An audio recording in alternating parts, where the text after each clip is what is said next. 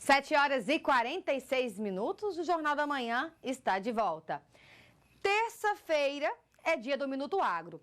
Confira os destaques do setor com Josi Marçal. Olá, tudo bem com vocês? Vamos às notícias do agronegócio para esta semana? Um projeto desenvolvido aqui em Goiás, por meio da Agência Emater e o Instituto Federal Goiano, irá promover, a partir de outubro, a distribuição de mudas de capineiras para pequenos produtores rurais no município de Ceres. O objetivo da ação, além de disponibilizar as mudas, é fornecer informações técnicas relacionadas aí à produção, manejo e até a própria utilização das gramíneas na alimentação do animal. Os interessados em adquirir as mudas devem entrar em contato com a unidade local da Emater no município de Ceres. Agora vamos falar de políticas públicas, geração de emprego e renda? O Conselho de Desenvolvimento do Estado Deliberativo, FCO, aprovou 19 cartas consultas para o FCO Rural. Pequenos e médios produtores serão beneficiados. Os financiamentos serão destinados para agricultura e pecuária, voltado para aquisição de matrizes, máquinas, implementos, benfeitorias, pastagens e reprodutores. Ao todo, serão aproximadamente 15 milhões em recursos e há uma grande expectativa de empregos gerados aqui no estado. Você já pensou em um aplicativo que consegue dizer onde estão as pragas, ajudando a focar o controle e reduzindo assim a quantidade de defensivos? Um experimento inovador, realizado pela Embrapa, através de um aplicativo, criou mapas de localização, que são migrados para um pulverizador, focando assim o controle de pragas nos talhões certos. O resultado mostrou a redução de até 45% no uso de produtos químicos e a melhoria na qualidade dos nossos grãos. Estas foram as notícias do Minuto Agro desta semana. Fiquem com Deus, até semana que vem. Tchau, tchau. E nessa edição do Minuto Agro dessa semana, o vice-governador do estado, Lincoln TJ, falou sobre alguns projetos voltados à cadeia agropecuária goiana. O governo está otimista, apostando na geração de emprego e renda, incentivando o empreendedorismo para a recuperação da economia. Confira agora uma pequena parte dessa entrevista. Recentemente, o governador lançou o Mais Emprego e Mais Crédito. Nessa seara, Lincoln, você acredita que o cidadão goiano possa adquirir mais créditos de forma até mais facilitada e, inclusive, ter as suas dívidas renegociadas? Como vai funcionar este projeto e este programa a partir de, então, deste lançamento? Nós estamos buscando construir, Josi, um Estado que a função dele primordial é servir o cidadão. O Estado ele não é banco, então o Estado, ele obviamente, para o crédito, nós precisamos de garantias, porque, afinal de contas, o recurso ele é público, ele não é um recurso que é meu, que é do governador ou de uma pessoa só. Então, nós precisamos criar, obviamente, mecanismos que dão segurança ao negócio, mas que não sejam tão burocráticos ao ponto de impedir com que a pessoa tenha acesso a esse crédito. As pessoas, elas querem dignidade, o governador Ronaldo Caiado fala muito isso, que o maior programa social que existe é o emprego. É a geração de renda. Então, a pessoa ela quer ter o recurso dela, ela quer produzir na terra dela, mas muitas vezes ela não tem condições. Então, nós não estamos só ampliando o crédito. Vale destacar que nós estamos fazendo parceria com várias entidades para poder fortalecer também a área técnica, ou seja, dar cursos profissionalizantes para essas pessoas. Recentemente, eu por parte do governo do Estado e por determinação do governador, nós lançamos aqui no último dia 27 de agosto o Plano Nacional de incentivo à exportação, o PNCE, que isso faz? Nós estamos com essas entidades e com a ajuda do governo federal, levando para os pequenos, médios empresários, isso inclui também produtores, a perspectiva de que hoje ele não precisa estar limitado somente à sua região. Nós produzimos muita coisa boa aqui que pode ser exportada. Recentemente nós fomos procurados, por exemplo, por embaixadores da Espanha, da Itália, pessoas que têm interesse na nossa cachaça. Então, há um mercado muito grande aí fora. O que nós temos que fazer é preparar com crédito facilitado, mas com crédito seguro também, e é isso que nós estamos fazendo. Nós também não iremos dar só o crédito. O crédito ele tem que vir junto com a capacitação. Nós estamos buscando abordar dessa forma porque você fecha o ciclo. Infelizmente, a gente está vindo numa realidade no Brasil em que não se vence pauta. A gente vê eleição após eleição, as mesmas propostas, as mesmas perspectivas, mas nós precisamos de materialidade dessas coisas. Então, nós estamos buscando agir hoje de uma forma sinérgica e de uma forma integradora em relação ao governo. Então, por exemplo, o governador Ronaldo Caiado e eu percebemos que há um potencial muito grande no Nordeste do estado para poder investir, terras que podem ser cultivadas, só que a gente percebe lá que as pessoas nem banheiro tinham. Então, como você exigir dessa pessoa um nível de conhecimento ou exigir que ela dê uma resposta financeira, que ela consiga pegar um microcrédito, um crédito, trabalhar a terra dela se nem banheiro na casa ela tem, se ela não tem energia? Como a gente vai falar de produção de qualidade? Nós estamos aí no momento em que o Brasil estava sendo, até pouco tempo, cortejado pela União Europeia, né, para integrar o bloco de comércio e ter comércio diretamente com eles lá. Isso, infelizmente, deu uma enfraquecida recentemente devido às questões ambientais, mas tudo isso requer qualidade. E sem você ter preparo, sem você ter investimento, você não tem como ter qualidade. Então, hoje, o nosso foco é tratar o governo como um todo. Como sair da crise? Sair da crise pegando as áreas, começando pelas áreas mais difíceis, tudo bem. Então, dentro do agro, nós temos que capacitar as pessoas. Eu não tenho dinheiro para produzir. Vamos fornecer um crédito para a pessoa de forma mais acessível, de forma mais facilitada. E adianta fornecer o crédito, mas se ela muitas vezes falta para ela o conhecimento necessário para trabalhar aquele recurso, porque, afinal de contas, é um recurso que ela vai ter que pagar. E se ela não investisse de forma correta, daqui a pouco você faz piorar a condição da pessoa, porque ela fica com a terra improdutiva, ela fica com a dívida, e daí muitas dessas pessoas, elas dão o próprio imóvel, a própria terra, até como garantia disso. Então, o objetivo meu, do governador, é o quê? É criar um ambiente favorável, onde as pessoas tenham, juntamente com o crédito facilitado, condições de exercer o seu trabalho e ter essa resposta, gerar emprego, porque nós não estamos falando só da terra, você gera toda uma cadeia ao redor disso, né? Eu coordeno dentro do governo um programa que chama Goiás de Resultados, onde é muito clara a necessidade de sinergia e integração entre todas as pastas. Não adianta o agro estar fortalecido lá, mas chega lá, a criminalidade está grande, a gente não tem um amparo na área da saúde, então nós estamos buscando tratar tudo do governo dessa forma, e com o agro não é diferente. Da forma como você mesmo colocou, e eu reforço, apresentando linhas de crédito mais acessíveis, com menos burocracia, mas também que tenha segurança, né? O Estado, porque afinal de contas, isso precisa ser depois passado para a população, o que nós estamos fazendo com o recurso de cada um. E já que estamos falando sobre essa questão, a recuperação da economia após pandemia, tramita aqui na Casa projeto de lei de autoria do deputado Chico KGL, que cria o Fundo de Apoio ao Micro e Pequeno Empresário. Stephanie Fonseca traz mais informações. O deputado Chico KGL propôs a criação de um fundo para o micro e pequeno empresário. O objetivo é captar recursos financeiros para disponibilizar crédito para essas empresas. Quem for beneficiado terá um período de carência de 3 anos, podendo optar pelo parcelamento de acordo com regras do governo do estado. De acordo com o deputado, cerca de 30% a 40% dessas empresas sofreram com os impactos da pandemia do novo coronavírus. Por isso, a criação desse fundo. 7h54. Vou dizer uma coisa, viu? E ela veio. E ela veio hoje, devagarzinho, mas chegou querendo chegar, mas por enquanto na tranquilidade. É isso mesmo. Chuva tá aí. Sábado teve a temperatura mais alta do ano em 39 graus Celsius. Mas aí, boa? Não. Ótima notícia.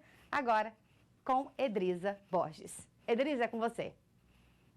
Bom dia, Patrícia. Bom dia a todos. É isso mesmo, uma ótima notícia.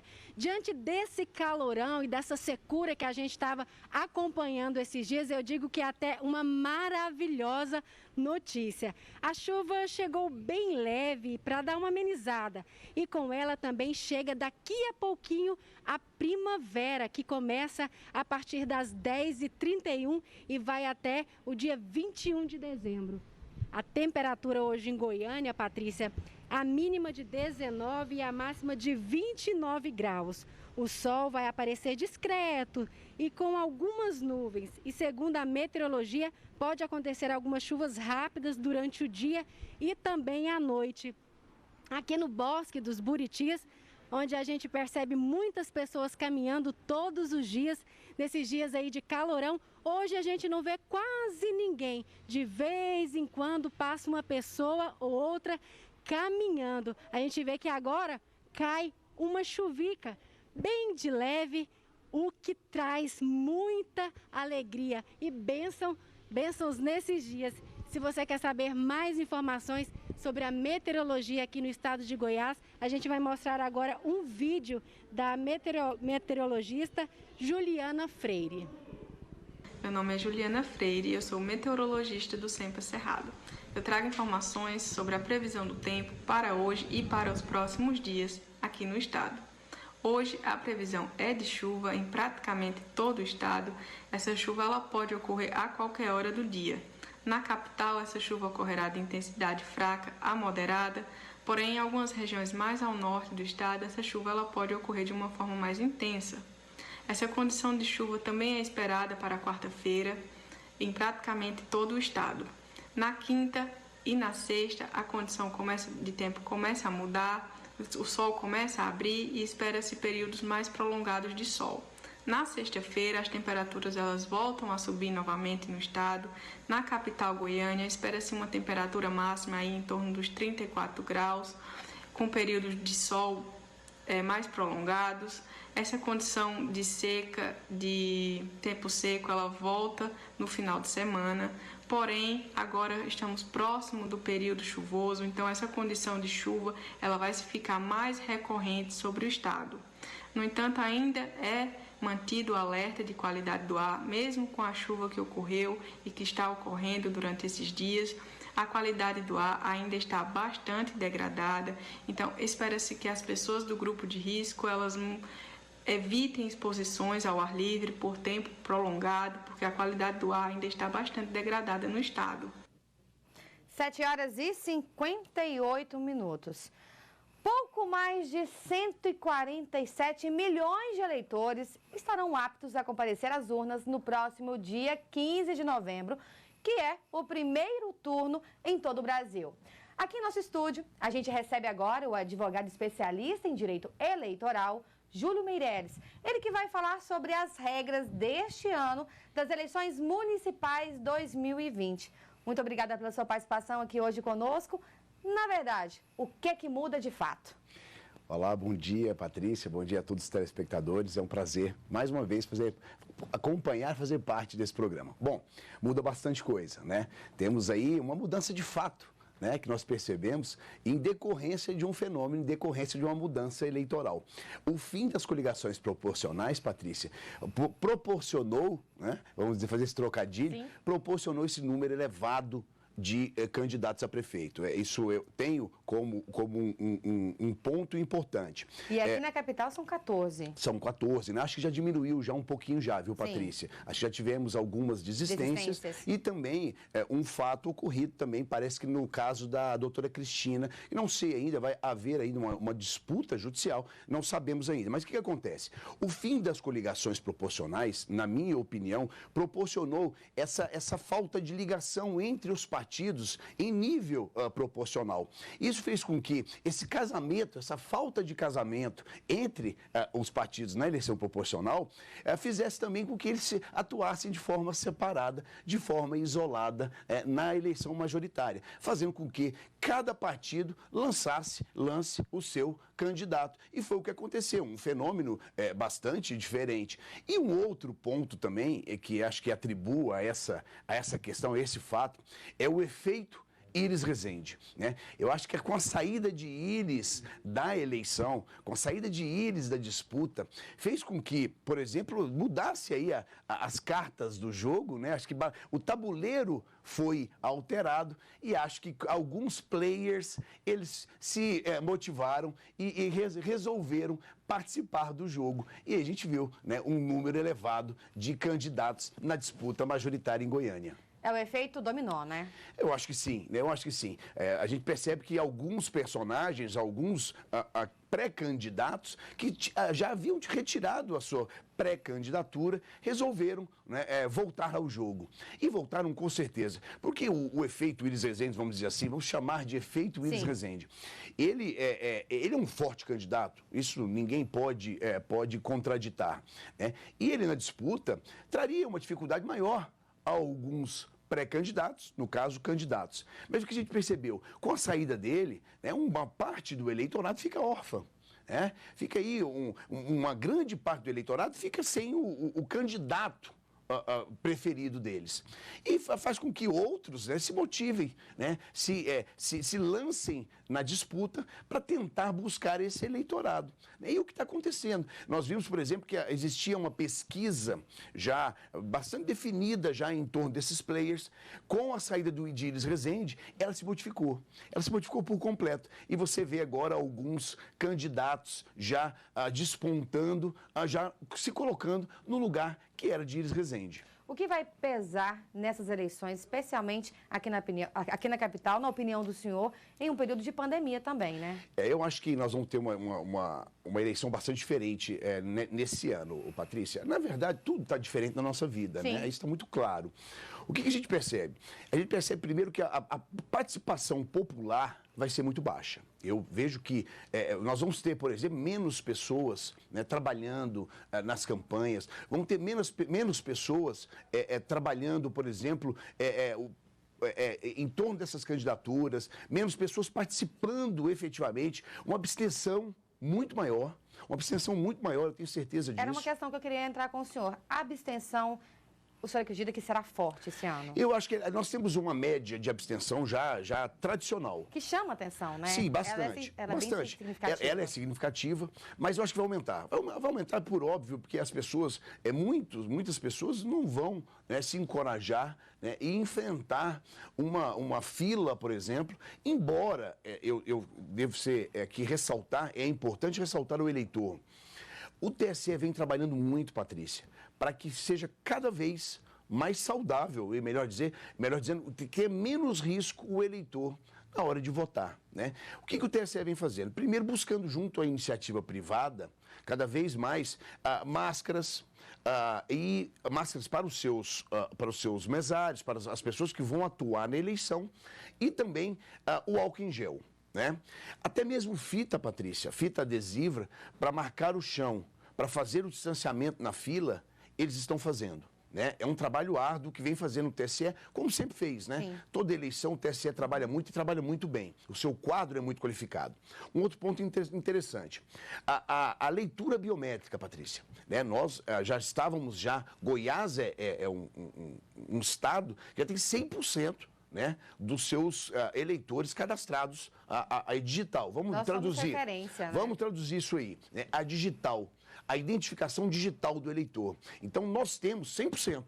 O que acontece? Esse ano o TSE resolveu não exigir. Por quê? Ao contrário do que todo mundo pensa, a identificação digital, Patrícia, faz com que demore muito mais a fila. É interessante, né? Pois é, mas é verdade. Por quê? Porque a gente pensa assim, mas é digital, né? Vai lá, se identifica bem rápido. Não, mas não é assim.